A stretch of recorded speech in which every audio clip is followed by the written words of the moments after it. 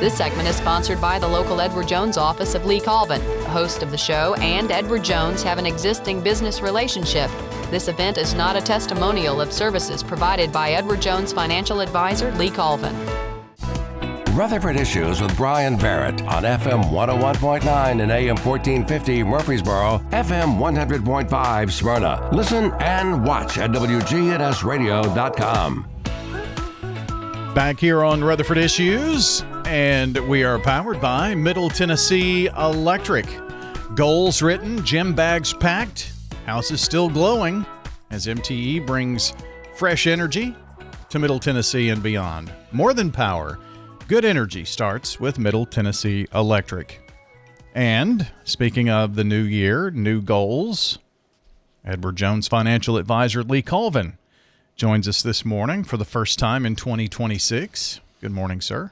Hey, Brian. How you doing today, buddy? I'm good. Doing well. 2026 marks how many years for you in Rutherford County and Edward Jones? Do you remember? I have now been with Jones for 20 years. I thought, was it 16, wasn't it? Or Yeah. And not 16. I've been at Jones for 20 years, and this September, I believe, will make 20 years that I've been on the radio here at WGNS. So it's coming fast. I knew 19 and a half so far. It wouldn't be, it would have been 2006 then, right? Yeah. No, is that right? Yeah. Okay. And I think you either got here just before I started or maybe a month or two after I started. Just right after. Yeah. Full time. Yeah, right after. Of course, you've been here since you were 5, right? Yeah, ish. Yeah. I was in my talking stage at that point. Whatever that was, I guess. Yeah. Absolutely. Man, time flies, doesn't it? It's been a lot. It's been a lot. Man, a lot has definitely happened, but the calendar is 2026. I knew that 6 stuck out in my mind for some reason, but everybody is, pledging to do this or do that, and one of those things probably is including finances and kind of improving our financial life, but we need a plan. That's kind of what we're going to talk about today, making those New Year's resolutions and making them stick, right? And certainly. The financial goals, Brian, they consistently top the list of the New Year's resolution. A 2025 CFP board study showed that financial resolutions are prominent, with saving more money at 45% and reducing debt at 32%, ranking among the top 3 goals. Now, I think I was doing the third one on New Year's Day. Was that eating a lot or working out? Both, but well, one kind of makes room for the other, right? Doesn't it? Yeah. Unfortunately, most resolutions don't last. You're telling me. Matter of fact, we're going to look back a little bit. A 2023 Forbes Health poll found that over half of people give up on resolutions by the 4-month mark, and only 1% make it the full year. So you're saying there's a chance? Telling you there's a chance. Absolutely. I would be interested to know, that's half in the first 4 months, how quickly they drop off. Because, many times our goals are a big challenge, and I don't think it's not it's not a lack for a desire to change, but we set these resolutions, and many of them are year after year after year, and like I mentioned before, we don't have that good concrete plan. Absolutely. And it may be that they try to tackle too many goals at once, or possibly aim higher than what is realistic, setting themselves up for disappointment. Well, you have brought a few points here that maybe will help us stick to those financial resolutions with Edward Jones financial advisor Lee Colvin. We're going to be kind of a few bullet points. Set smart financial goals, be specific, find an accountable partner, and start small and build up momentum from there. So let's take these one at a time. And, setting the SMART goal financially is where we want to start. And that's the key. That's the base of everything, isn't it? Certainly. If you need some ideas, these ideas are areas where you may want to focus 2026 on some SMART goals and your financial priorities that matter most to you. 1, regularly review your financial goals and track the progress toward meeting those goals. Okay. 2, increase your 401k contributions or max out your IRA and or your HSA contributions. 3, pay down debt strategically and negotiate lower interest rate payments.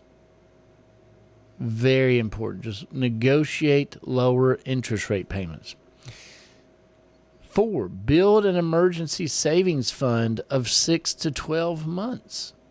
We try to get folks started getting up to that 6 months, but then we can always go more if we need to for different situations.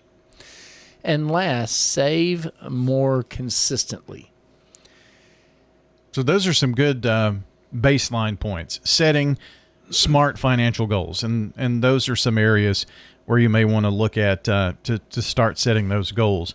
And once those goals are set, you want to talk a little bit about being specific with those goals, right? That's right. Vague resolutions like save more money are rarely going to succeed. I just want to save more money. Well, okay, sure. And it's rarely to succeed.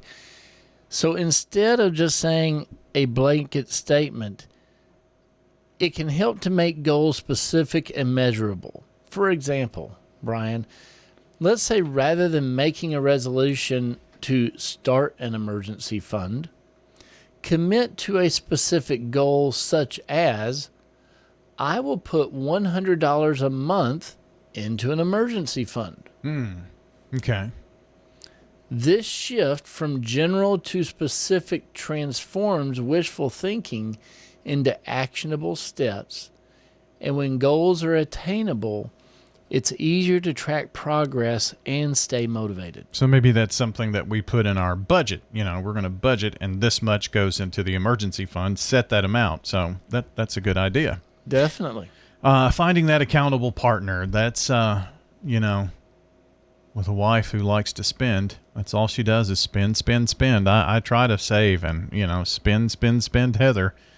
But folks, I'm just waiting for her to walk in this door and slap him. And get a good pummeling here. But that on a serious note, Come on, Heather, bring it, girl. That accountable partner is really key in all this, whoever that might be. It is. You have to have an accountability partner. I mean, husbands, wives, business partners, friends, investment advisors, attorneys, whoever, tax, right. CPAs, whatever you're using. Consider working with a financial advisor who can help you create a realistic plan around this accountability. Monitor your progress and adjust strategies as are needed. A professional can provide expertise and accountability, making it easier to stay on track throughout the year. So as part of making a resolution and sticking to it, we've talked about with Edward Jones financial advisor Lee Colvin, setting SMART financial goals, being specific with those, finding an accountability partner, and finally, start small and build momentum. I'm interested to hear what you have to say about that point here. Are we going back to the food topic? I like that. Well, that's why you get the side salad. The salad comes first, and starting small, right? And then we build momentum to the steak and the potatoes and the broccoli side. Oh, I'm going green beans. You're saying I don't do dessert first? I mean, no, we're building momentum up to dessert, right? Okay. Sorry, folks. We've been around here way too long. 20 years, right? Yeah. It's been a good time. So rather than overhauling the entire financial life all at once, focus on one or two priority areas. Identify where the largest gap exists between your current situation and where you want to be. Then concentrate your energy there. Makes sense. Sounds simple. Yeah. Right? I think, Brian, breaking larger goals into smaller, manageable actions, it usually makes them less overwhelming, maybe more achievable, and each small win builds confidence and momentum for tackling the next challenge. Just throwing this in, but maybe you reevaluate in 6 months, and you've accomplished this, so you want to add maybe $150 to that emergency fund, just to kind of build that up as you go along, as that momentum goes along. So, it's something you want to check from time to time. And the New Year's time offers, just a good time to start, renew your motivation. Maybe you've done this many, many times before. And I think these goals, start small, build that momentum. Like you mentioned, all of these points will help give that motivation. That's why you have that trainer in there who's there to help motivate, right?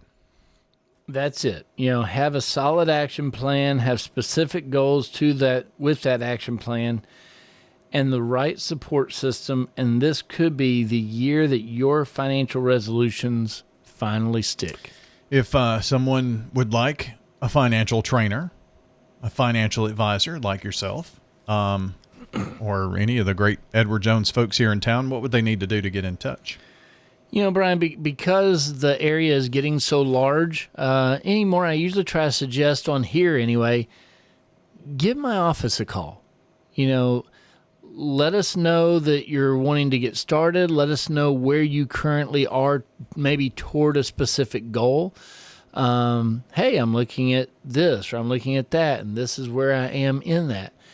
From that, we can kind of talk to you about who you are, what your goals are, where you live, different pieces of the action, and then we can try to find the best advisor in the local market to you, whether it be based on distance, whether it be based on financial need, whether it be based on other parameters.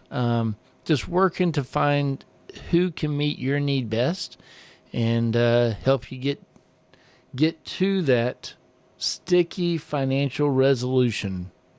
Finally. Trying to get to stay there, right? Edward Jones financial advisor Lee Colvin joining us on WGNS Murfreesboro, Smyrna.